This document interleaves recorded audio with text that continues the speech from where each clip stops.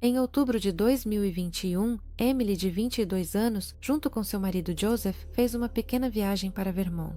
Era para ser uma viagem curta, uma oportunidade de passarem um tempo juntos e reconstruírem o relacionamento. No entanto, pouco tempo depois, Joseph voltou sozinho, alegando que Emily supostamente foi embora por vontade própria e não quis mais ficar com ele. Mas as estranhezas em seu relato e o silêncio da parte dela rapidamente transformaram a preocupação da família em horror. Assim começou essa história assustadora que só será revelada quando a verdade vier à tona. Emily Jean Schwartz nasceu em 25 de julho de 1999, em Plymouth, no estado de New Hampshire. Desde a infância, ela foi cercada por uma atmosfera familiar acolhedora, que a ajudou a formar uma visão clara do mundo e de seus próprios objetivos.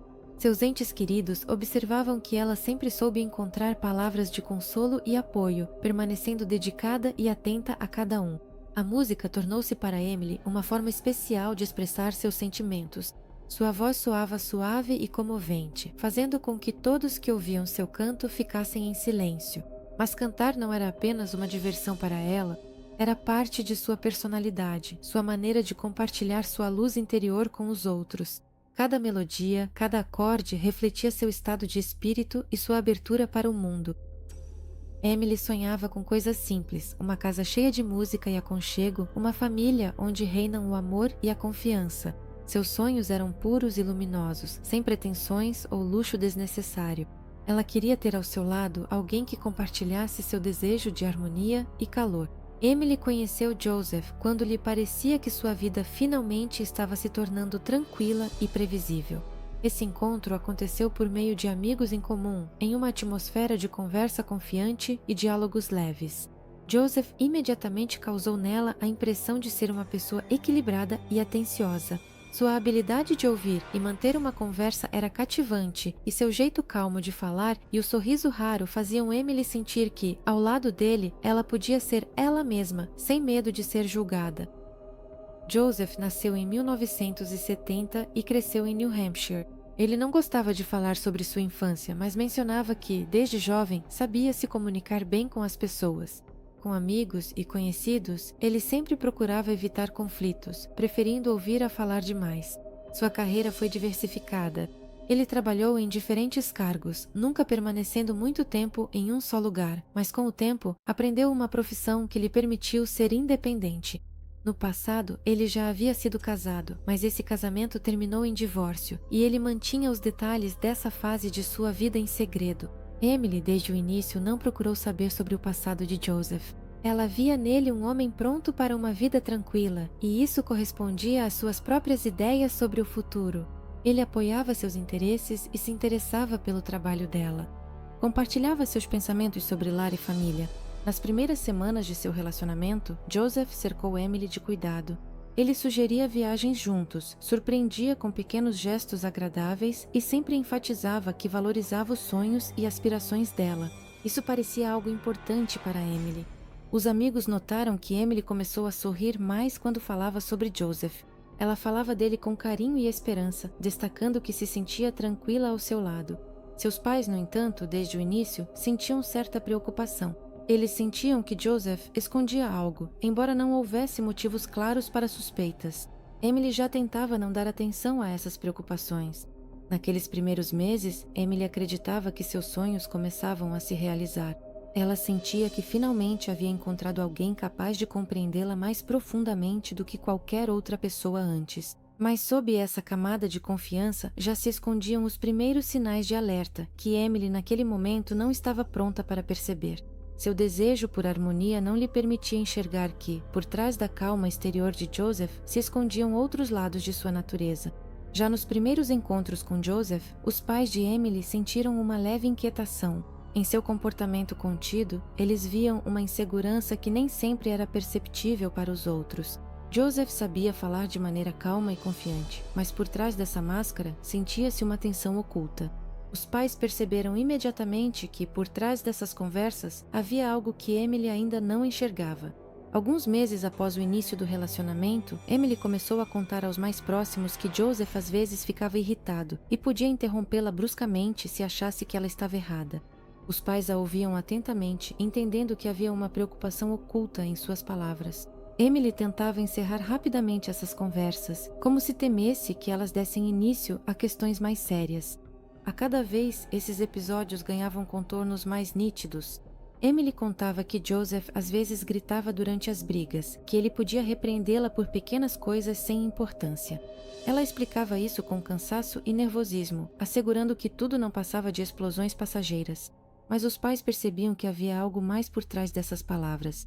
Eles entendiam que, se uma pessoa se permite tais explosões de agressividade, isso pode ser um sinal perigoso.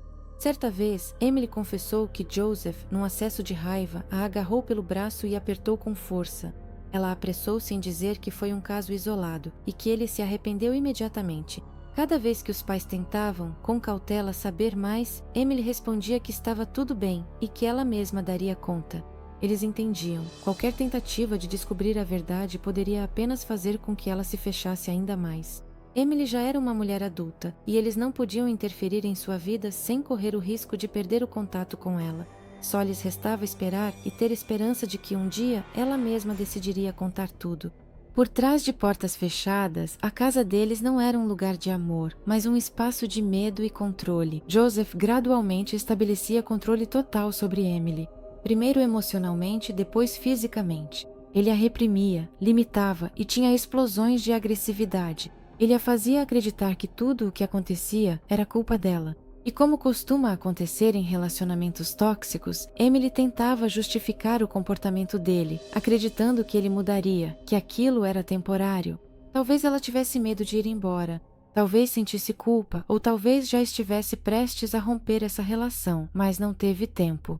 Por fora, tudo parecia normal. Eles publicavam fotos, faziam viagens, sorriam ao encontrar outras pessoas. Mas dentro do casal reinava um silêncio cheio de medo e desconfiança. Era um relacionamento em que Joseph não queria uma parceria, mas sim submissão. E quando ele percebeu que estava perdendo o controle, quando sentiu que Emily poderia escapar de seu domínio, ele fez uma escolha definitiva.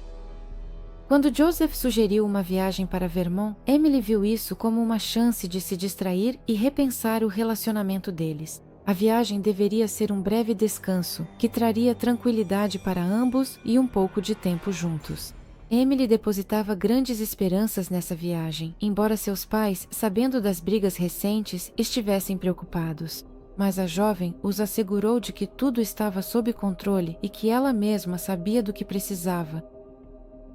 Eles partiram no dia 15 de outubro de 2021, de New Hampshire, em um carro com reboque. Joseph planejou o trajeto com antecedência, escolhendo Bolton, um lugar que ele conhecia e considerava adequado para a pequena viagem deles. Emily se esforçava para se concentrar nos detalhes, afastando pensamentos inquietantes. Ela sonhava que alguns dias a sós, sem as preocupações de casa, os ajudariam a se entender melhor. Desde as primeiras horas da viagem, Emily notou mudanças no comportamento de Joseph. Ele estava contido, falava pouco, e essa reserva deixava-a um pouco desconfortável. Ela tentava não dar importância, pensando que era apenas cansaço da viagem. Ela queria acreditar que só coisas boas os aguardavam pela frente, mas a tensão permanecia, como uma parede invisível que não podia ser destruída com palavras.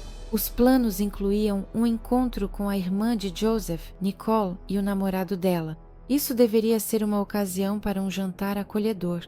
Emily, com curiosidade e uma leve ansiedade, se preparava para esse encontro. Ela sabia que Nicole era importante para Joseph e queria causar uma boa impressão. Quando eles chegaram para a visita, Emily sorria, tentando parecer amigável e acolhedora. Ela foi educada, manteve a conversa com facilidade e o encontro transcorreu tranquilamente. Tudo parecia normal, mas algo ainda a incomodava. Era como se por trás de cada palavra de Joseph houvesse cansaço ou uma irritação oculta. Após uma breve conversa, Joseph de repente disse a Nicole que eles não ficariam para o jantar. Essa decisão pareceu inesperada. E Emily sentiu uma estranha sensação de desapego. Ela não sabia exatamente o que havia acontecido naqueles poucos minutos, mas percebeu que os planos haviam mudado drasticamente. Nicole e seu namorado ficaram perplexos com a recusa, e Emily sentiu sua própria insegurança ressurgir novamente. A noite, que deveria ser um momento de convívio, acabou não acontecendo. Joseph sugeriu que ficassem no trailer, explicando que queria um tempo a sós. Emily cedeu à decisão, não querendo provocar uma discussão. Sua tentativa de manter a paz e a confiança era mais forte que qualquer pergunta. A noite que se seguiu foi de um silêncio estranho. Emily não sabia o que a esperava pela manhã, mas tentava acreditar que tudo ficaria bem. Ela não imaginava que aquela viagem não seria um descanso, mas sim o último passo para uma armadilha sem saída. Aqueles dias deveriam ter sido uma oportunidade para eles se entenderem, mas tudo terminou de forma diferente. Depois daquela noite, ninguém mais falou com Emily. Sua última conversa com os pais foi breve e fragmentada. Ela disse que estava tudo bem, que ela e Joseph voltariam para casa em breve. Sua voz soava normal, mas os pais sentiram uma tensão oculta nela. Essas palavras foram a última confirmação para eles de que algo sério estava acontecendo com a filha. 3 dias se passaram. Emily não fez mais contato. A família da garota contatou Joseph e ele, relutantemente, contou a mesma história, de que Emily o havia deixado após uma briga e ele não sabia onde ela estava. Alguns dias depois, Joseph voltou para casa sozinho. Ele continuou a dizer à família de Emily que eles tiveram uma discussão e ela decidiu ir embora. Segundo ele, ela pediu um carro e partiu, não querendo mais ficar com ele. Os pais da garota não estavam dispostos a aceitar o desaparecimento repentino da filha e procuraram a polícia. Joseph repetia suas histórias para amigos e policiais, sempre com a mesma confiança e sem hesitação. Os pais de Emily ouviram essas palavras, mas não acreditaram nelas. Eles conheciam a filha e sabiam que ela não desapareceria sem um único recado. Joseph, por sua vez, continuava a agir como se nada de grave tivesse acontecido. Sua calma parecia artificial e cada vez que ele repetia sua versão, os pais de Emily sentiam uma desconfiança crescente. Eles entenderam que se Emily não fazia contato há dias, algo terrível havia acontecido. E agora, o único que poderia contar a verdade era Joseph. Mas de seus lábios só saíam palavras, sem emoção ou arrependimento. Em meio à crescente ansiedade após o desaparecimento de Emily, um telefonema inesperado mudou o rumo dos acontecimentos. Essa ligação veio para o 911 de um homem chamado Spencer Lemon. Sua voz soava tensa e confusa. Ele disse que havia se encontrado com Joseph pouco antes. O próprio Spencer era...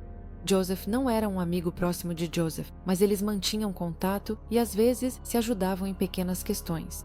No dia do encontro, Joseph ligou para Spencer e pediu que ele fosse até a cidade de St. Albans, onde estava o trailer. Ele explicou que precisava de ajuda urgentemente. Era preciso levá-lo de volta ao trailer, pois ele supostamente havia deixado coisas lá. Spencer não sabia o que estava por trás disso e concordou.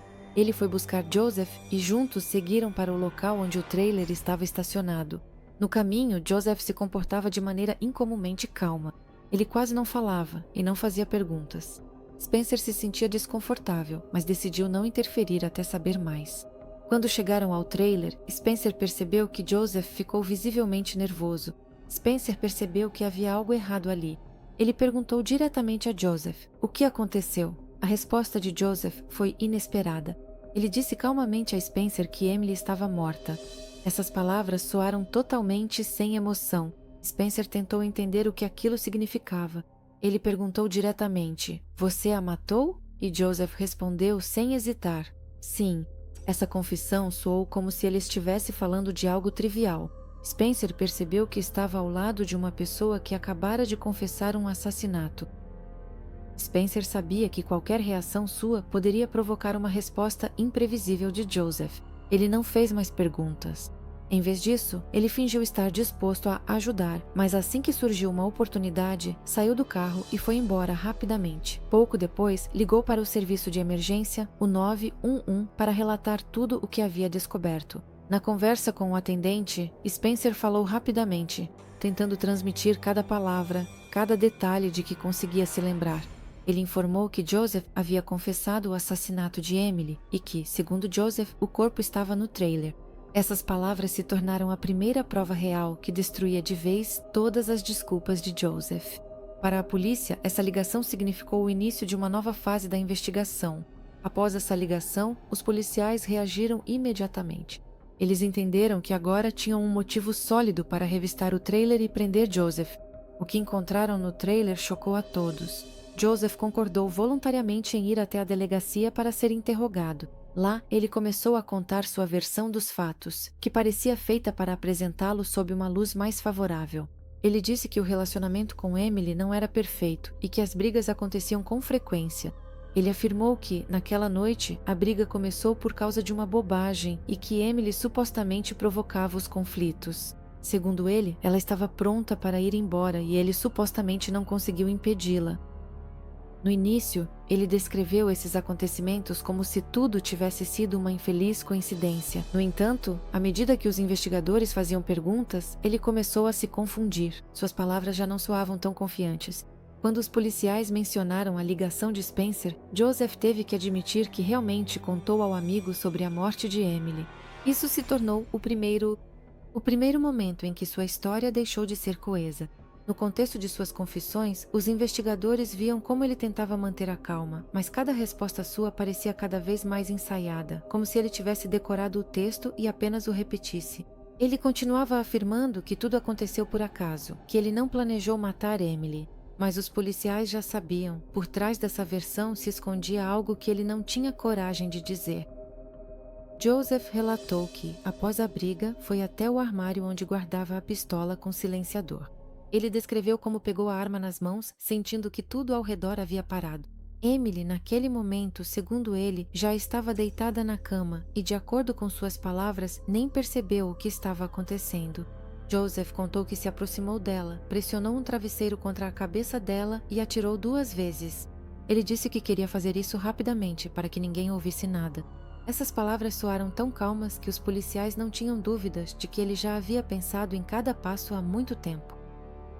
Depois que Emily parou de respirar, Joseph afirmou que ficou sentado por alguns minutos, apenas olhando para um ponto fixo. Depois, segundo ele, veio a compreensão de que era preciso esconder os vestígios. Ele descreveu como cuidadosamente levou o corpo para o pequeno box do chuveiro do trailer. Segundo ele, ligou a água fria para lavar o sangue e limpar tudo o que havia feito. Ele contava isso sem nenhuma emoção, como se fosse um ato rotineiro qualquer. Joseph disse que, em seguida, começou a limpar tudo ao redor para não deixar vestígios. Ele lavou o chão, limpou manchas e verificou cada canto do trailer. Ele disse que agiu com calma e método. Ele acreditava que, dessa forma, poderia esconder a verdade pelo menos por um tempo. Suas palavras não soaram como uma admissão de culpa, mas como uma história seca sobre o que ele considerava necessário. A polícia entendeu que estava diante de uma pessoa que conscientemente cometeu um assassinato e não sentia culpa. Seu relato se tornou a principal prova. Já não restavam dúvidas de que Emily foi vítima de crueldade e cálculo frio. Depois que Joseph terminou todos os preparativos, ele não tentou fugir ou se esconder. As ações dele nos dias seguintes pareceram especialmente assustadoras para a polícia. Em vez de ir para longe do local do crime, ele decidiu ficar perto do que havia feito. No trailer onde estava o corpo de Emily, Joseph continuou passando seus dias como se nada de terrível tivesse acontecido. Ele voltava para lá para passar a noite como se não percebesse o horror que se escondia atrás da porta fechada do box do chuveiro. Durante o dia, Joseph se comportava com tranquilidade, conversava com as pessoas, ia tomar café da manhã em uma lanchonete, às vezes encontrava amigos. Ele fazia piadas, discutia assuntos cotidianos, como se tudo o que havia acontecido não tivesse nenhuma importância para ele. Ninguém daqueles que o encontraram nesses dias poderia suspeitar que ele carregava um fardo terrível às suas costas. Ele não demonstrava medo ou confusão. Nas conversas, ele parecia concentrado e confiante, e isso criava uma ilusão de normalidade. Em conversas com os policiais, Joseph depois admitiu que tentava agir como se nada tivesse acontecido. Ele disse que não queria que ninguém percebesse mudanças em seu comportamento. Ele assegurou que se alguém perguntasse onde estava Emily, conseguiria inventar uma explicação plausível. Para ele, isso fazia parte de um jogo no qual precisava manter seu segredo. Os familiares de Emily ligavam para Joseph nesses dias, perguntando se ele a tinha visto. Todas as vezes, ele respondia com calma, repetindo sua versão de que Emily havia ido embora. Sua voz soava estável, e isso desconcertava aqueles que buscavam a verdade em suas palavras. Ninguém poderia imaginar que, nesse tempo, ele voltava para o trailer onde, atrás da porta fechada, estava o corpo de Emily. Sua confiança assustava porque parecia absoluta. Os policiais que mais tarde souberam sobre esses dias diziam que era justamente esse sangue frio de Joseph que tornava seu ato ainda mais assustador. Joseph não apenas cometeu um assassinato, ele conseguiu viver com as consequências disso como se nada tivesse mudado. À primeira vista, o crime poderia parecer um acesso de raiva, uma consequência trágica de um conflito doméstico. Mas quanto mais profundamente os investigadores mergulhavam nos detalhes, mais claro ficava: aquilo não foi um acidente. Foi um assassinato com um motivo psicológico e comportamental claro, formado muito antes da própria tragédia. Joseph Ferlazzo vivia em um mundo onde controlar outra pessoa era, para ele, uma forma de se sentir importante. Ele construiu o relacionamento com Emily de modo a subjugá-la, primeiro com carinho, depois com medo.